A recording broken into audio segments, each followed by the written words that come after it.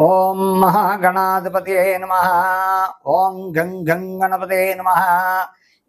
అయ్యా, ఇప్పుడు రేపు శ్రావణ అమావాస్య 24వ తారీఖు ఆషాఢ అమావాస్య పవర్ ఏమిటంటే చాలా పవర్. అమ్మవార్లకి బాగా చేసుకుంటారు, బోనాలు బాగా చేసుకుంటారు. వచ్చే ఈ ఆషాఢ అమావాస్య నాడు చాలా పర్వదినం అని చెప్పడానికి ఆస్కారం ఉంది ఇక్కడ. ఎందుకంటే బోనాల పండుగ ఆ రోజు ఇంకా విపరీతంగా చక్కగా అన్ని గుళ్ళల్లోనూ, అన్ని అమ్మవారి గుళ్ళల్లోనూ, ఊళ్ళల్లో అవుతే ఆంధ్ర అవుతే గ్రామ దేవతలకి చక్కగా వాళ్ళు అక్కడ రకరకాల ఉపవాసాలతో ఉండి ఆడవాళ్ళు తెల్లవారుజామునే లేచి పసుపు కుంకాలు ఇచ్చుకుని చక్కగా స్నానాలు చేసి వాళ్ళు విధి విధానాలు పాటించి తెల్లవారుజాము నుంచి ముత్తైదులంతా ఇల్లు వాకలు శుభ్రాలు చేసుకుని వాకట్లో ముగ్గు పెట్టుకుని వారంతా ఏం చేస్తూ ఉంటారయ్యా అంటే, ఆ రోజు ఉదయం అమ్మవారి గుడికి వెళ్ళేటప్పుడు పానకం చలివిడి చక్కగా ఇలాగా రకరకాల బ్రాహ్మిన్స్ అవుతాయి. నాన్ బ్రాహ్మిన్స్ కోళ్ళు మేకలు వేసుకోవడం ఆనమాయితీగా జరుగుతూ ఉంటుంది. దీనివల్ల ఆ అమ్మవారు ఆషాఢ మాసం అంతా అమ్మవారి ప్రసిద్ధి. ఇక్కడ బోనాలు ప్రతి ఆదివారం చక్కగా బోనాలు, చక్కగా పెరుగు అన్నం, చక్కెర పొంగలి కుండలో చక్కగా పెట్టుకుని ఆ కుండ మీద వేప కొమ్మలు పెట్టుకుని చక్కగా నెత్తిమీ పెట్టుకుని చక్కగా బ్యాండ్ మేళాలతో అమ్మవారి గుళ్ళకెళ్ళి ఆ అమ్మవారికి చక్కగా బోనం సమర్పించి చక్కగా విధి విధానాలతో పద్ధతులతో చక్కగా యథావిధిగా చేస్తారని చెప్పడానికి అక్కడ ఉంది. అయ్యా, ఈ ఆషాఢ మాసం ప్రసిద్ధి అంతా అమ్మవార్ల ప్రసిద్ధి అని చెప్పడానికి ఉంది. 24వ తారీఖు ఆషాఢ అమావాస్య నాడు చాలా గొప్పగా పర్వదినం అని చెప్పాలి. ఈ ఆషాఢ అమావాస్య అంటేనే అమ్మవార్లకి ఊళ్ళల్లో గ్రామ దేవతలు ఉంటారు.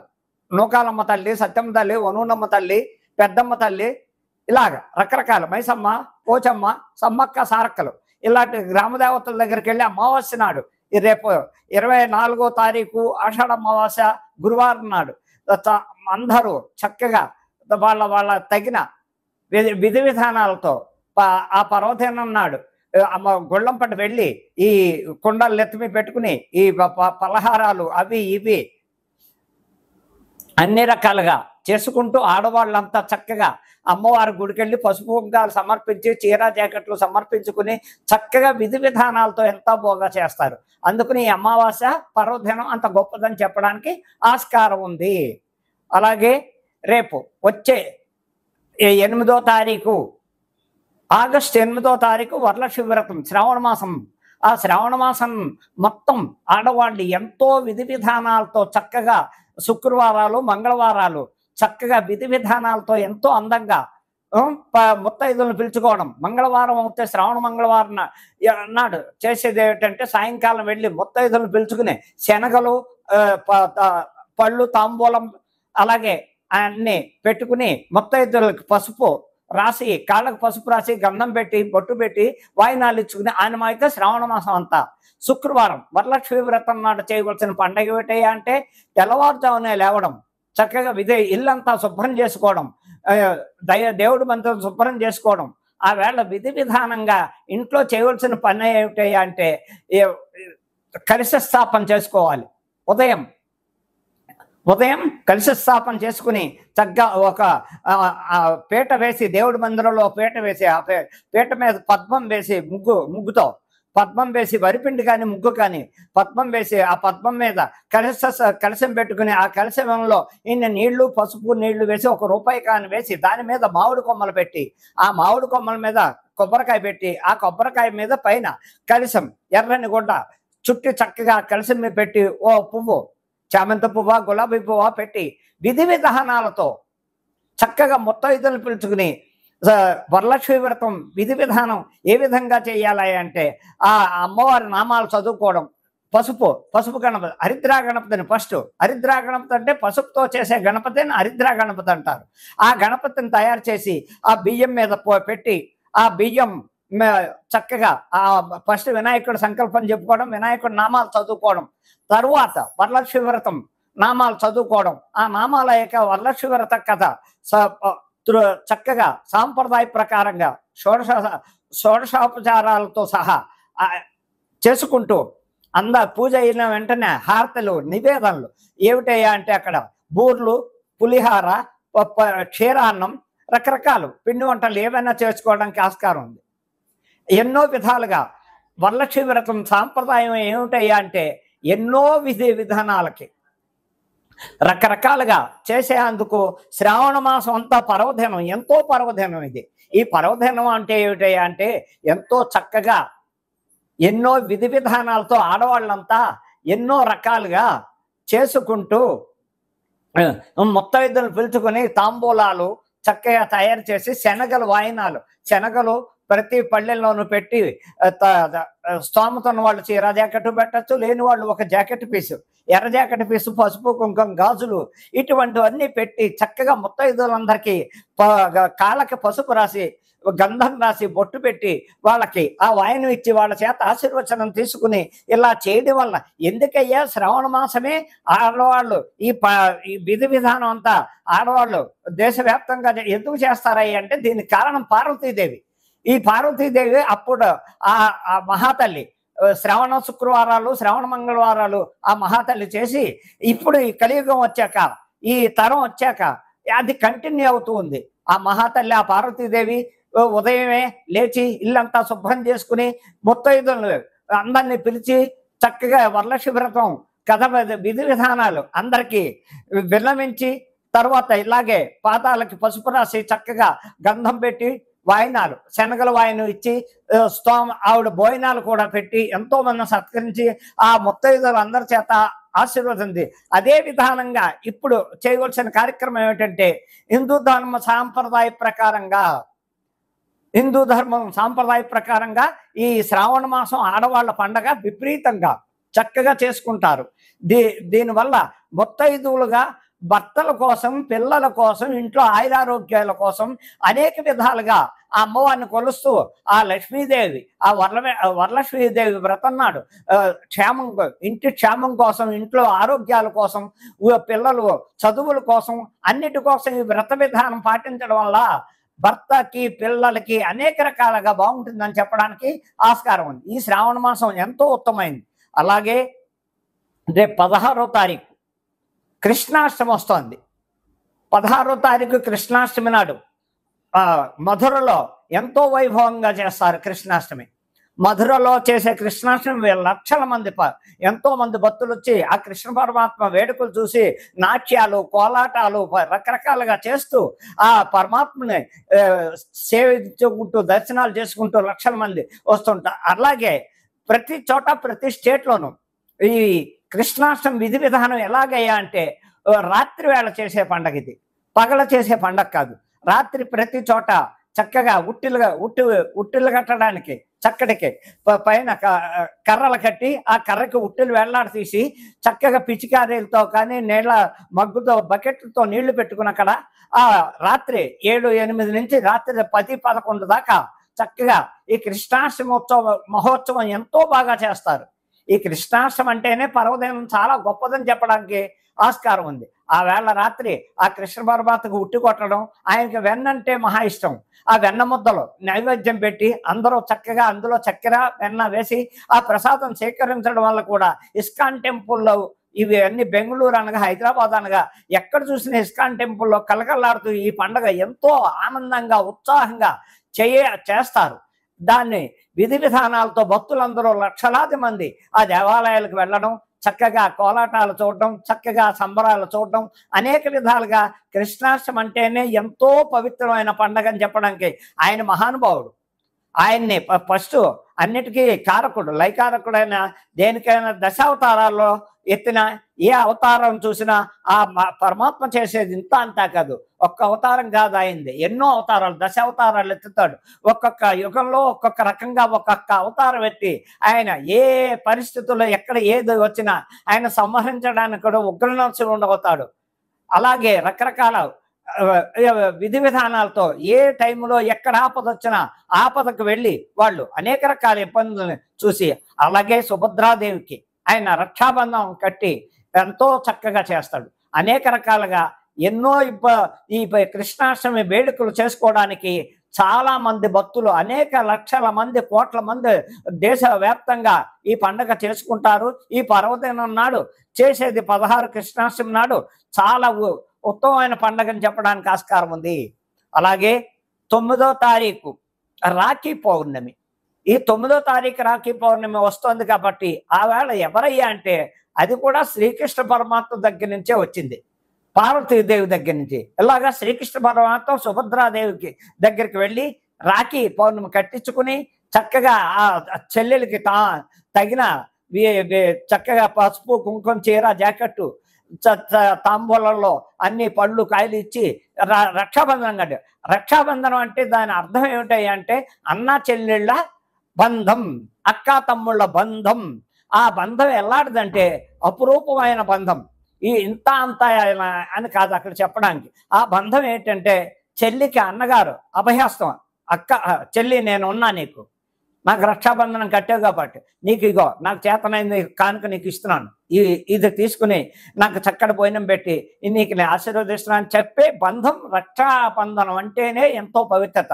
అక్కడ అన్నా చెల్లెళ్ళే కట్టుకోవాలని లేదు, ఫ్రెండ్షిప్లో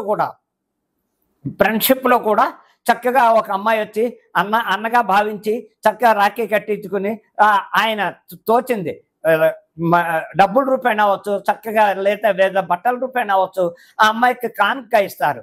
అలాగే ఆ అమ్మాయి కూడా అన్నకి స్వీటో ఏదో ఇచ్చి ఆ రక్షాబంధనం కట్టించుకుని ఆశీర్వాదం తీసుకుంటుంది.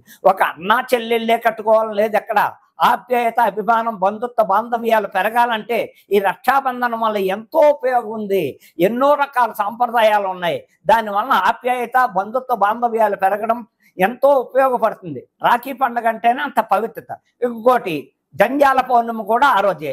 బ్రాహ్మణులు అన్న వాళ్ళంతా వైష్ణవులు అనగా, వైశ్యాస అనగా, ఎవరైనా చారీలు అనగా ఆ వేళ యజ్ఞోపవీతం, నూతన యజ్ఞోపవీతం వేసుకుని చక్కగా సంకల్పం చెప్పి ఆ యజ్ఞోపేతం వేసుకుంటూ ఆ గాయత్రి మంత్రాన్ని 11 సార్లు స్మరించి పాత యజ్ఞోపేతం ఉండగా కొత్త యజ్ఞోపేతం వేసుకుని ఆ పాత యజ్ఞోపేతం పక్కన పెట్టి రాఖీ పౌర్ణమి అదే జంధ్యాల పౌర్ణమి అంటారు, దాన్నే రాఖీ పౌర్ణమి అంటారు, అన్నా చెల్లెళ్ళ బంధం అంటారు.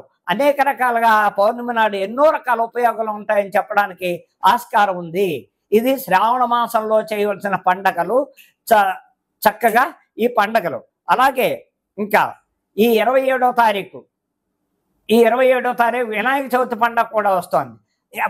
ప్రప్రదంగా వినాయకుడు అంటేనే దేశవ్యాప్తంగా వినాయకుని కొనవలన పండగ లేదు, శుభకార్యం లేదు. మొట్టమొదటిసారిగా ఏ శుభకార్యం చేసినా ఏం చేసినా వినాయకుడిని ఆరాధించాకే, చక్కగా హరిద్రా గణపతిని ఆరాధించాకే.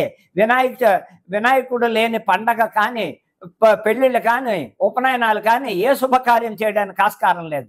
అలాగే వినాయకుడు మొట్టమొదటిగా కొలిచేది వినాయకుడు. అలాగే 27వ తారీఖు వినాయక చవితి పండుగ వస్తోంది ఈ నెల.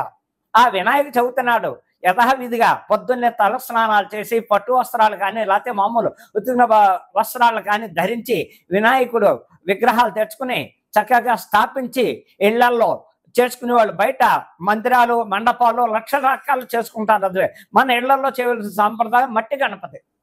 కలర్ గణపతులు అవి ఇవి తేకూడదు. మట్టి గణపతి ఇంత హైట్లో ఉన్న తెచ్చుకోవడం. పొద్దున్నే విధి విధానంగా అన్ని రకాల పత్తుర్లు, పువ్వులు, మారేడు దళాలు, అన్ని రకాల గన్నేరు పత్రులు, రకరకాల పత్తుర్లు అన్ని తీసుకుని పువ్వులు, పళ్ళు, కొబ్బరికాయలు అన్ని దగ్గర పెట్టుకోవడం. అక్కడ మండపం ఏర్పాటు చేసుకోవడం. ఆ మండపం మీద బియ్యం పోయడం, తెల్లని వస్త్రం పరిచి ఆ తెల్లని వస్త్రం మీద బియ్యం పోసి ఆ బియ్యం మీద చక్కగా వినాయకుడిని స్థాపించి పసుపు కుంకుమ బొట్టు పెట్టి ఇంకా సంకల్పం మొదలుపెట్టి హరిద్రా గణపతి చేయాలి. పసుపుతో చేసిన హరిద్రా గణపతి తామలపాకులో పెట్టి ఆ వినాయకుడి దగ్గర పెట్టి ముందు ఆచమనం చేసి సంకల్పం చెప్పుకుని వినాయకుడికి చక్కగా ఆ నామాలన్నీ చదువుకుని 108 నామాలు చదివి వినాయకుడి కథ చెప్పుకుని ఆ కథ చెప్పుకున్నాక అక్షతలు ఇంటిలో 10 వేసుకుని ఆయనకి నివేదన ఏమిటయ్యా అంటే గరికతో చేసి బెల్లం ముక్క అక్కడ పెట్టి అసలైన ప్రీతి అయింది ఉండ్రాళ్ళు. ఆ ఉండ్రాళ్ళు నివేదన, ఉండ్రాళ్ళని చేసి చక్కగా ఇంటిలో 10 ప్రసాదం లాస్ట్ కథ విన్నాక అన్ని అయిపోయాక అక్షతలు వేసి ఈ ఇంట్లో అందరూ ఉండ్రాళ్ళు ప్రసాదం తీసుకోవడం. చక్కగా ఎవరైనా మన ఇంటికి బంధువులు వస్తే వాళ్ళకు కూడా ఇంటి పక్క వాళ్ళకి కానీ ఇంట్లో ఉన్న వాళ్ళకి కానీ ఆ ఉండ్రాళ్ళు నివేదన ఆ ప్రసాదం ఇవ్వడం వల్ల కూడా ఎంతో అవి ఏ విఘ్నాల్లో లేకుండా ఉంటాయి. అలాగే చంద్రుడిని చూడకూడదు. సాయంకాలం నీలాప నిందలు పడతారని సామెత ఉంది. ఆ నీలాప నిందలు పడకూడదంటే మనం వినాయక చవితి నాడు ఆ కథ విని ఆ కథ అక్షతలు నెత్తిమి వేసుకోవడం వల్ల ఏదైనా పొరపాటు జరిగినా ఏ విఘ్నం లేకుండా ఆ ఇంటికి అన్ని శుభాలు చేస్తాడని వినాయక చవితి పర్వదినం అనేక రకాలుగా ఏ రకంగా అన్ని రకాలుగా ఆ నామాలు చేసుకుని ఆయన్ని కొలవడానికి వినాయక చవితి పర్వదినం ఆడ మగ సామెత లేదు. అందరూ చక్కగా తెల్లవారుజామున లేవడం, శుభ్రతగా తయారవడం, శుభ్రమైన బట్టలు కట్టుకోవడం, పిండి వంటలు నచ్చిన పిండి వంటలు చేసుకోవడం, ఫస్ట్ ఉండ్రాళ్ళు, గరిక, బెల్లం ఆయనకి ఇంపార్టెంట్. దాంతో ఆయనకి షోడశోపచారాలతో చక్కగా సాంప్రదాయంగా ఆ వినాయక చవితి ఇంటిల్లిపాది చేసుకుని సుఖ సంతోషాలతో ఉండాలని మరీ మరీ విన్నపిస్తున్నాను. ఇది ఇకపోతే కుంభరాశికి ఏం నడుస్తుంది. కుంభరాశికి కూడా ఏం బాగోలేదు.